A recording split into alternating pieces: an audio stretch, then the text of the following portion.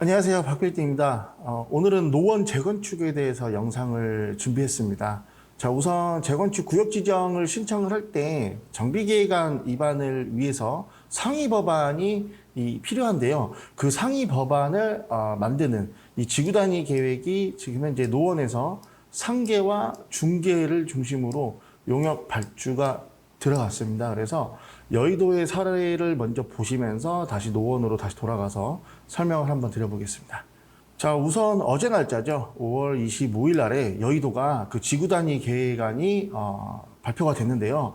우선 시범 아파트도 65층까지 재건축이 통과가 됐는데 그 주변에 있는 이 지역들, 이 재건축 단지가 포함된 지역들도 지구단위 계획안이 속속들이 지금 발표가 되고 있습니다. 우선 재건축 단지들은 재건축 단지 중심의 지구단위 계획안이 지금 열람 공고 중이고요. 그 인접해 있는 금융지구가 특별 계획안이 나왔는데 지금 보시면 용적률이 1000%까지 올라갑니다. 그러니까 명동, 상암동에 이어서 여의도에도 1000%까지 그리고 인센티브로 1200%까지 완화 지구단위안이 발표가 되는데 주변에 이렇게 랜드마크 개발이 들어오게 되면은 당연히 재건축 단지에도 영향이 되겠죠. 그래서 여의도 재건축도 이제 앞으로 계속적으로 금액이 상승돼서 아마 시장에서 거래가 되고 매물이 좀 등재가 될 것으로 보고 있고요. 반포나 잠원동도 이제 곧 지구단위 계획이 발표가 됩니다. 자, 노원은 이제 용역에 들어가서 이제부터 준비를 하기 때문에 아마 내년에서 후년 정도에 발표가 될 것 같은데요. 그 디테일한 내용안도 보고 큰 숲도 같이 함께 아울러서 보겠습니다. 자, 우선 보시게 되면요. 상계주공 1에서 16단지까지 아우르는 지구단위 계획안이 2월에 들어갔고요. 중계 주공 1단지에서 10단지까지가 포함되는 중계 2택지 개발지구도 지금 현재 용역 발주에 들어갔습니다. 자, 이제 앞으로 안전진단 지금 받고 있는 지역, 그리고 예비 안전진단 지역, 그리고 안전진단이 통과한 지역, 그리고 지구 지정이 된 지역들이 있는데 정비계획안을 수립할 때 상위 법안이 이 지구단위 계획 발표에 근거해서 앞으로 수립이 되는데 이 지구단위 계획안은요 서울시 2040 도시기본계획에 근거해서 또 발표가 됩니다. 그래서 서울시에서 먼저 발표한 내용들을 살펴보고 이 내용 위주로 지구단위 계획안이 수립되겠구나 이렇게 파악하시면 좋은데요. 자, 서울시의 발표한 것도 또 살펴보시겠습니다. 자, 서울시 2040 도시기본계획인데요. 자, 노원구가 속해 있는 동부권을 살펴보겠습니다. 자, 노원 같은 경우에는 아파트 보급률도 서울시 25개 자치구 중에서 가장 많습니다. 1980년도에 이 전두환 대통령이 500만 호 택지 공급을 발표하면서 조성된 이 택지 개발 사업인데요. 다들 연식이 재건축 기한이 도래가 됐고 재건축을 안 하는 단지 찾기가 더 어렵습니다. 그만큼 이 인구도 많고 아파트 보급량도 많은데 그렇다 보니까 창동역과 광운대역의 하나의 자치구에 지금 GTS도 두 가지가 신설이 되면서 어떤 계획안이 나왔냐면요. 그동안은 배드타운 이미지가 워낙에 강했습니다. 이제 앞으로는 2040 도시기본계획을 다시 한번 설명해 드리면 동부권의 이 성장 전략으로 고용 창출을 하면서 배드타운이 아닌 업무, 시설도 자족 기능을 강화하는 개발안이 발표가 됐는데요. GTX를 통해서 청량리와 왕십리를 연결할 수 있는 거점 사업이 진행 중이고요.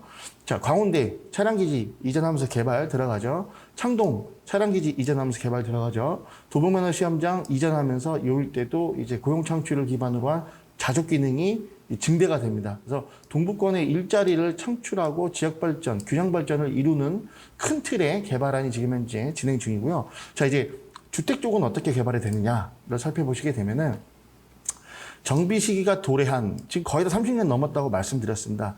선제적으로 재건축하기 전에 관리 계획을 수립할 예정이다.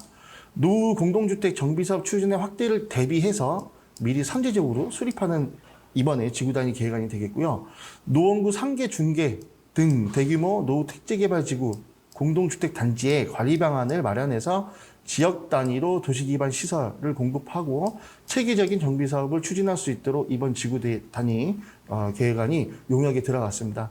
주거와 일자리가 융합된 지금 보시게 되면 노원 중계동 은행사거리에 학원가가 많은데 이제 학원가가 더 이상 못 들어가니까 노원역세권 일대도 학원이 지금 계속적으로 확장이 되고 있거든요. 그래서 인프라를 좀 증대할 수 있는 택지가 많이 부족합니다. 그래서 제가 생각했을 때는 노원이 재건축을 한다고 하면 스카이라인 조정은 해주겠지만 기부 체납 방식이 임대주택 상향이 아니라 이렇게 필지를 조금 기부 체납해서 그 기부 체납된 부지를 일자리를 창출할 수 있는 어떤 택지로 개발을 하지 않을까 이렇게 예상이 되고요. 이번에 그 한강변과 중랑천이 4대천으로 들어가죠. 이 4대천을 중심으로 개발한 들이 잡혀 있는데 내용을 보시게 되면 자, 중랑천과 홍제천, 안양천과 탄천이 있습니다. 자, 홍제천은 내부순환도로가 가고 있고요. 안양천은 서부간선도로가 지하화 사업에 완공이 됐죠.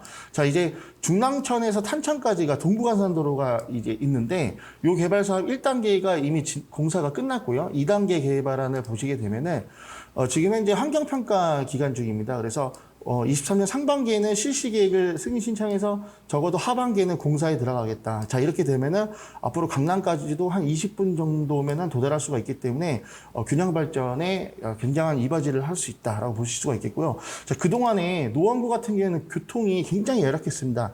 사실 4호선이 있고 1호선이 있고 7호선이 있는데요.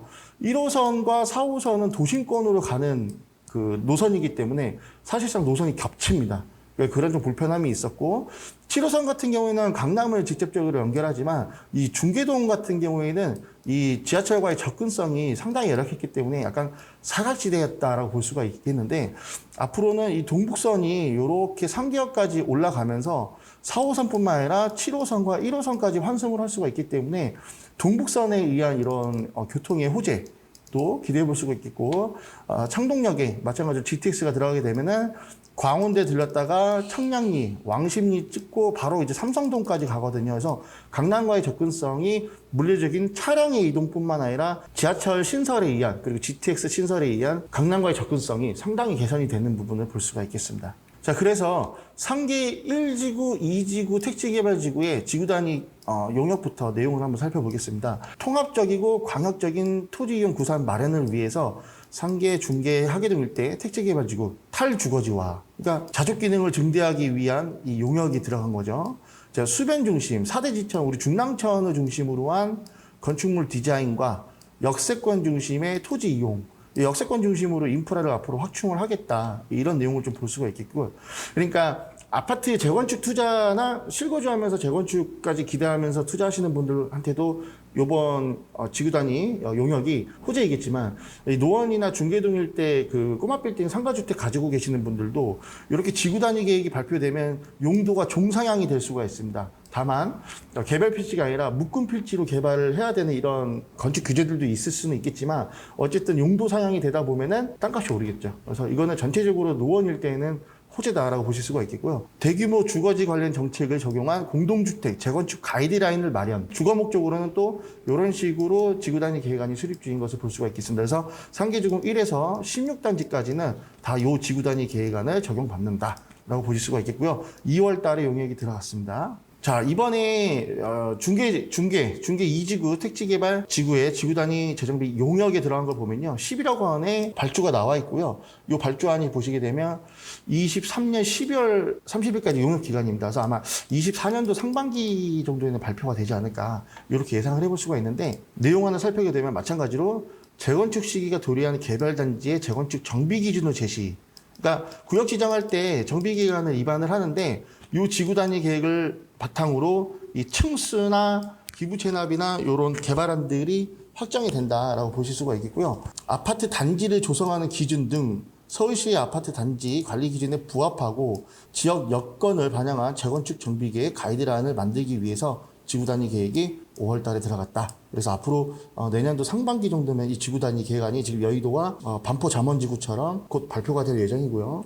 자, 그리고 나아가서는 제가 앞에서도 말씀드린 것처럼 상계주공 5단지는 지금 구역 지정이 됐죠. 그리고 지금 안전진단 완료가 된 6개 단지, 추진 중인 5개 단지, 예비 안전진단 통과한 단지들, 그리고 또 나아가서는 안전진단을 지금 준비하고 있는 재건축 단지들. 그러니까 동부선이 개통되는 인근으로 또는 기존의 7호선 라인 인근으로 재건축 단지들이 다시 거래량이 지금 좀 올라가고 있습니다. 왜냐하면 이 9억 원 미만의 재건축 단지들이 노원 쪽에 대거 이렇게 위치를 하고 있다 보니까 이번에 9억 원 미만 특례보금자리론 같은 경우에는 4% 플러스 마이너스 금리로 중도 상환 수수료 없이 대출이 좀 많이 풀렸죠. 그래서 거래량이 지금 노원이 계속적으로 올라가고 있습니다.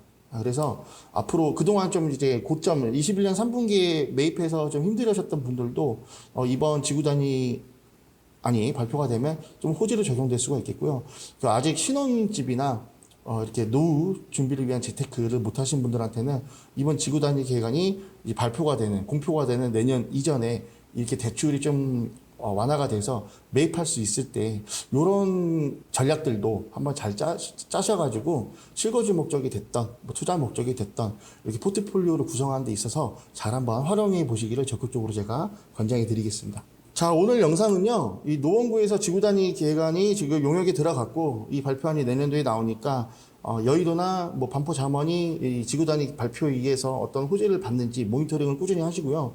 그렇게 적용된 호재들이 노원에도 이제 곧 적용이 될 예정이니까 이 재건축 단지들 중심으로 이 거주 계획이나 투자 계획을 특례보금자리론이라든지 카카오 요번에 저금리 대출이라든지 이런 부분을 잘 활용하셔가지고 나의 투자를 위한 포트폴리오를 구성하실 수 있게끔 단지 정보 이렇게 정리도 제가 한번 했고요. 그다음에 지구 단위 계획안 내용도 살펴봤고요. 2040 도시기본계획 서울에 관련해서도 제가 내용을 정리를 해봤습니다. 자, 오늘 영상도 지루했지만 끝까지 시청해 주셔서 대단히 감사하고요. 이 내용이 유익했다면 좋아요, 구독하기 한번 부탁드리겠습니다. 감사합니다.